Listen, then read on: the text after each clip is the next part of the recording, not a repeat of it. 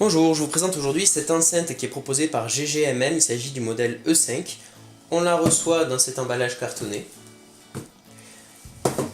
Avec l'enceinte, on trouve une notice d'utilisation traduite dans différentes langues. Alors pour le français, c'est des pages 4 à 6. On a une carte de garantie. Ce que vous voyez là, c'est une carte de remerciement en verre. On a une petite sangle qui va permettre de transporter facilement l'enceinte. Et enfin, on a un cordon avec fiche d'alimentation. Alors cette enceinte, elle a la particularité de fonctionner sur batterie. Et ça, c'est son gros point fort. Et le constructeur annonce une autonomie de 15 heures avec une durée de charge de 3h30.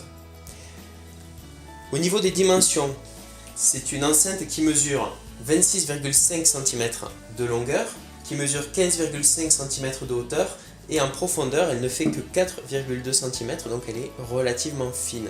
Ça n'empêche pas d'offrir une bonne restitution des médiums et des basses. Alors au niveau des haut-parleurs, ils sont disposés de la manière suivante. On va avoir des tweeters ici, ici, ici et ici, donc côté extérieur de l'appareil.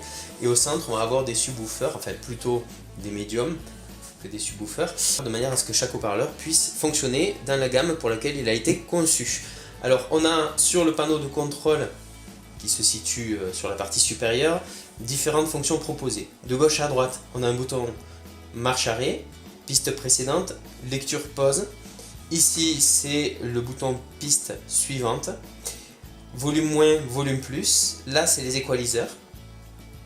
À gauche l'équaliseur pour les basses, à droite l'équaliseur pour les aigus. On a deux LED qui vont indiquer si on est sur le mode Bluetooth ou sur le mode auxiliaire.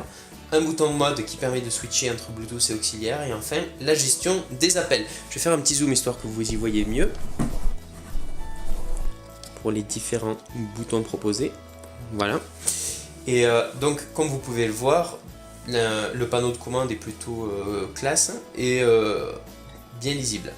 Voilà, ce bouton là de gestion des appels va permettre de raccrocher, décrocher lorsqu'on appuie brièvement sur le bouton, mais il va aussi permettre de rejeter un appel si on maintient appuyé pendant 3 secondes.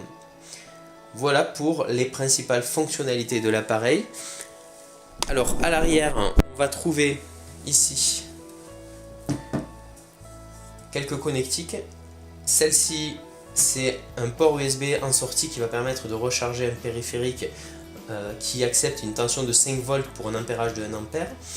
Ici, c'est un petit bouton d'appérage Bluetooth. Juste en dessous, là, c'est le bouton, c'est la fiche auxiliaire. Et à gauche, c'est la fiche d'alimentation lorsque l'on veut utiliser l'enceinte en filaire ou tout simplement recharger sa batterie. Voilà pour une présentation de cet appareil. Alors au niveau du rendu sonore, c'est une enceinte qui a une puissance nominale de 20 watts. Je vais vous montrer un petit peu ce que ça donne. Alors là, elle est appairée en Bluetooth sur mon téléphone. Je vais vous faire écouter le rendu qu'on a. Je mets en lecture un morceau.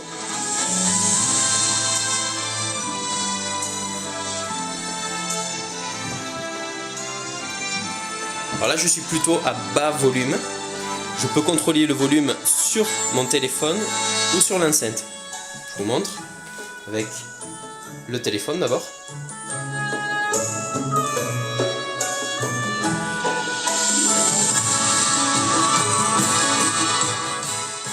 Et avec l'enceinte, en maintenant appuyer le bouton plus.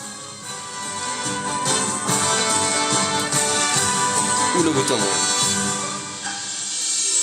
Ensuite, au niveau de la gestion de l'équaliseur, j'aimerais vous montrer un petit peu ce que ça peut donner. Alors, quand on est sur un morceau de musique, je vais pousser un petit peu le volume. Je ne sais pas si ça va bien rendre sur la vidéo. Je vais essayer de mettre en avant d'abord les aigus, en poussant cette molette au maximum. Alors, c'est pas évident de s'en rendre compte sur la vidéo. Là, je vais la mettre au minimum.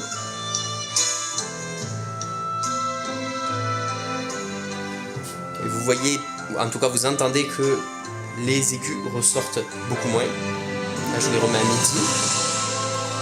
Et je vais monter les basses maintenant.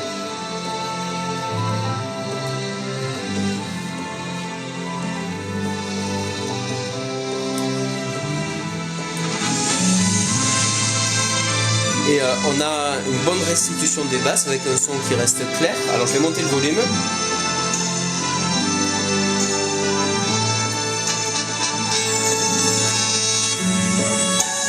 Alors là je suis à fort volume. Et on se rend compte que malgré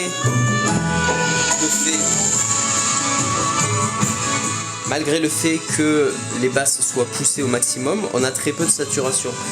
Et c'est une grande force de cette enceinte, c'est que le son va rester globalement clair en toutes circonstances. Alors pour les morceaux, effectivement, où il va y avoir vraiment des basses omniprésentes, il va falloir ajuster l'équaliseur en les mettant plus en retrait, de manière à maintenir un son de qualité.